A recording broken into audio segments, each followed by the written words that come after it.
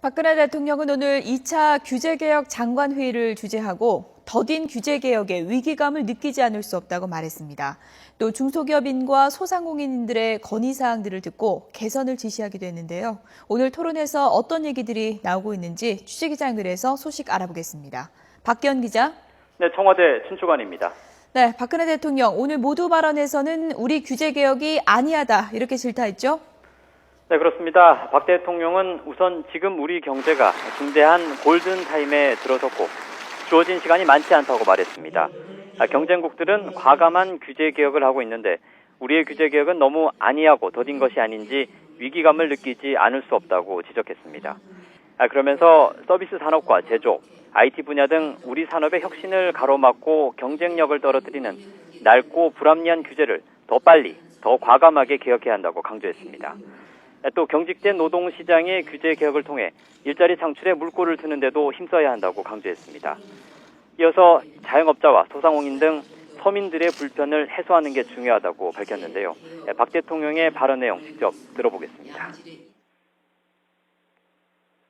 과거의 실패를 되풀이하지 않기 위해서는 규제 개혁에 대한 접근 방식부터 달라져야 합니다. 먼저 많은 것을 하겠다고 계획만 발표하기보다는 하나의 규제라도 제대로 풀어서 국민들이 그 효과를 피부로 느끼도록 해야 합니다. 단순히 문제가 되는 규정을 바꿨다고 해서 할 일을 다한 것은 아닙니다. 국민과 기업들이 겪고 있는 애로사항이 실제로 해결이 돼야만 정부의 할 일이 마무리되는 것입니다. 네, 하나의 규제라도 이제 제대로 풀어야 된다 이 얘기인데요. 이후에 이제 토론 시간이 이어졌는데 중소기업인들과 소상공인들이 이제 건의사항을 얘기했다고 하는데 어떤 얘기들이 나왔습니까? 네, 이어지는 토론 시간에는 1차 규제개혁 장관회의 때와 마찬가지로 업계 관계자들과 부처 장관들의 토론이 이어졌습니다.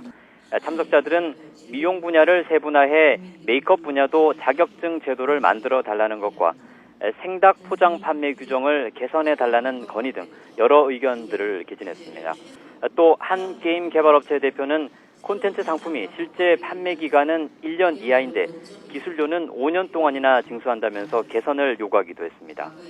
이에 대해 문체부 장관과 보건복지부 장관 등은 해결을 위해 노력하겠다고 설명했고 박 대통령은 가능하면 내일부터 당장 해결에 착수해 달라면서 단지 해결하는 것 이상으로 속도를 내서 빨리 하는 게 중요하다면서 서둘러 달라고 강조했습니다. 또 한 기농인은 농한기에 한과를 생산하려고 하는데 상수원 보호지역으로 묶여있어 허가가 나지 않는다며 개선을 요구했습니다.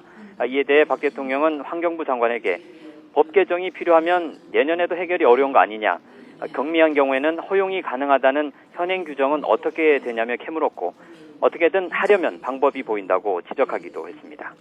지금까지 청와대 춘추관에서 YTN 박기현입니다.